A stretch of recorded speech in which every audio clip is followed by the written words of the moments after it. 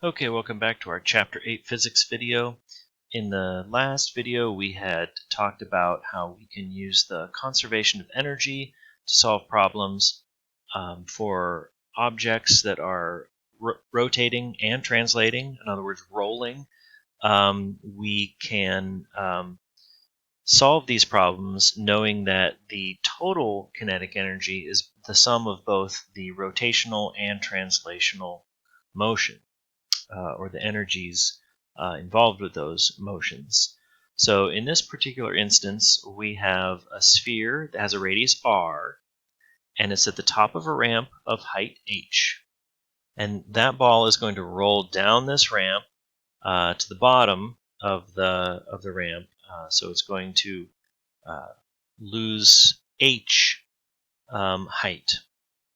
So the height is not specifically given; it's just given as a letter h, and the incline of the ramp is just given as theta, and the radius here is just given as r.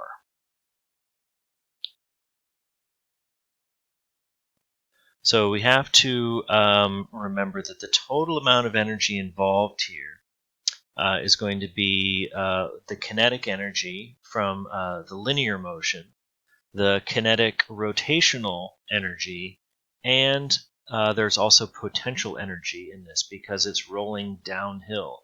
So it starts with more potential energy than it ends with. And so if we were to write out formulas for these, since we don't have specific numbers, we're just going to have to use letters. But our kinetic energy, linear kinetic energy, is 1/2 mv squared. The rotational is 1/2 I omega squared. And the potential energy, if we think back to our chapter when we talked about potential energy, it is mgy. So we want to sum up all of these, and that will be our total amount of energy. So when the sphere is sitting at the top of the ramp and it hasn't started to roll yet, all of the energy is potential. It doesn't have any kinetic energy yet. So we can say that the energy at the top is going to equal the energy at the bottom. And when it's at the top, we won't have any rotational or kinetic energy. So at the top, it's just going to be mgy, or in this case, we can use h for height. So we could say mgh. And by the time it gets all the way down to the bottom of the ramp, it will have lost all of its potential energy, or rather, it hasn't really lost it, but it's been all converted into the kinetic energy of both 1/2 mv squared and 1/2 I omega squared. Now, let's take a moment here to look at I. We have a sphere. So what is the moment of inertia for a sphere?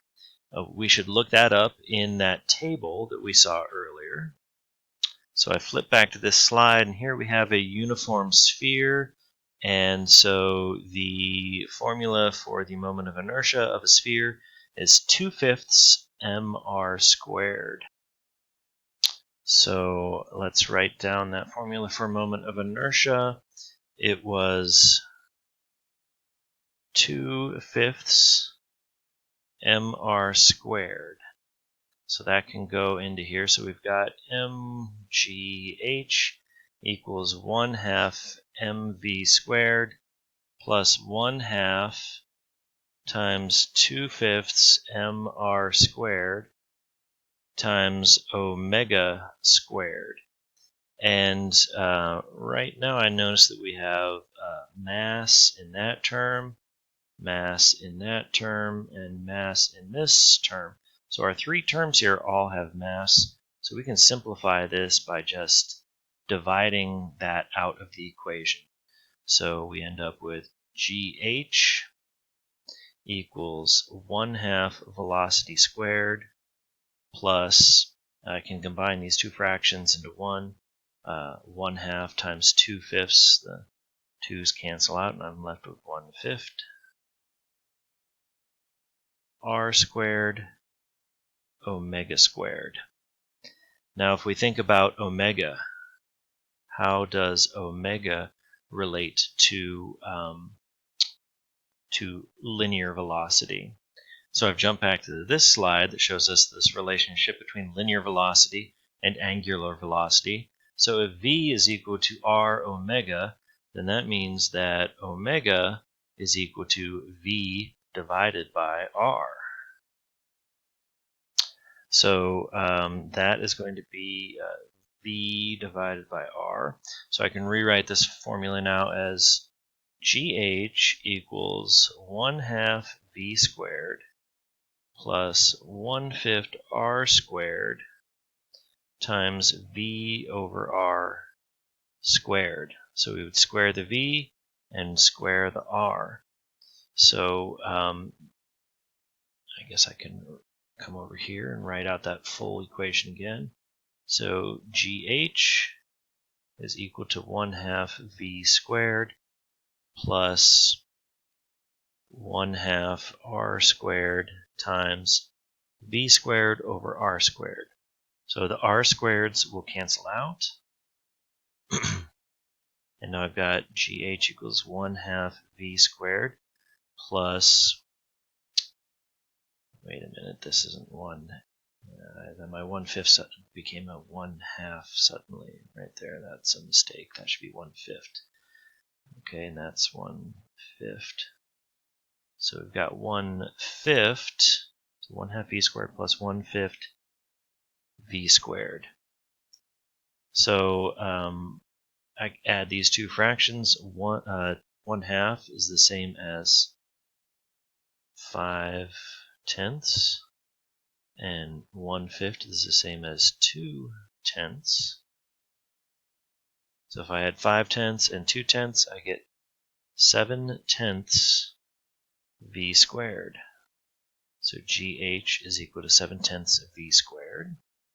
And so the original problem statement had asked me for the velocity. What is the velocity? So I think this is about as far as we can go. All we can do now is rearrange this formula for velocity. So V is going to equal GH, and we'll get rid of the 7/10 by multiplying both sides by its inverse, which is 10/7, and then take the square root. So the velocity is going to be equal to the square root of 10GH over 7. So that's it. That's the final answer here. So I know these types of problems that don't have specific numbers but just variables are not always very popular with students. This did require a bit of algebraic manipulation, cancellation, and substitution, all that. But in the end, we end up with this relatively simple formula here for velocity. It's interesting to note that mass does not factor into this, just simply the height of the ramp, and gravity is a constant, really. So the only variable that we can manipulate to change the velocity of the ball at the end of the ramp is the height of it. And it may seem surprising that the mass of the ball doesn't affect the velocity, but this is really similar to the free fall situation. If we have two objects and we allow them to freely fall due to gravity, does the heavier object fall faster than the lighter object? No, they fall at the same rate due to gravity. So it makes sense that the same is true for rolling down a ramp. A heavier object doesn't roll any faster. The speed is just essentially determined by the height. So the next thing we can look at when we're looking at rotational motion is the work done by a rotating object. So we've drawn all these parallels between linear motion and rotational motion, We've looked at linear velocity versus angular velocity, linear acceleration versus angular acceleration. We've looked at Newton's second law of motion. We've compared torque to a force. And so the next thing that we can relate back and forth between our linear and rotational types of motion is work. So work in a linear sense is a force times a distance, like pushing a box across the floor. We apply a force to it, it moves some distance, we do work. When it comes to rotational motion, the work is equal to sort of the analog for force in rotational motion is torque, and the distance that something moves in rotational motion is measured by its angle theta. So to translate essentially this sentence from linear into our rotational terminology, work is equal to tau times delta theta, torque times the change in the angle.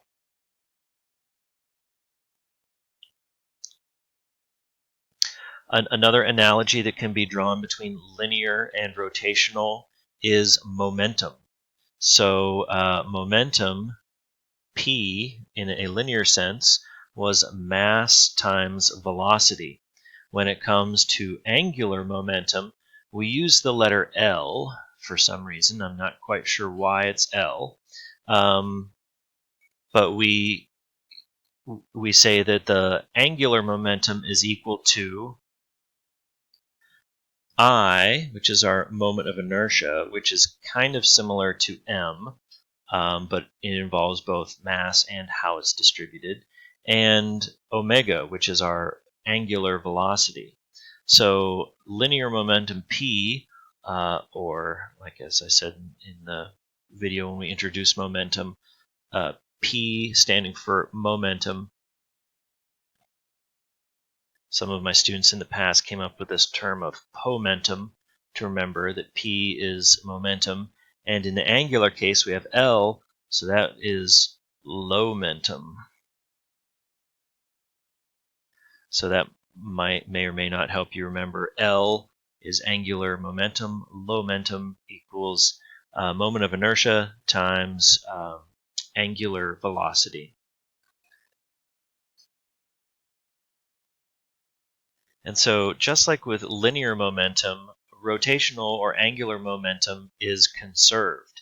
So unless some outside force or torque is acting on our system, we can say that the initial momentum is equal to the final momentum. So it doesn't change. If we have some rotational system that is rotating, its momentum doesn't change. The total amount of momentum doesn't change. It is conserved in a system. Now, that assumes the absence of friction. Friction will bring eventually a system to a stop because it's a non-conservative force that kind of takes our momentum out of the system or changes it into unusable forms of energy. But neglecting that, we can say that angular momentum is conserved.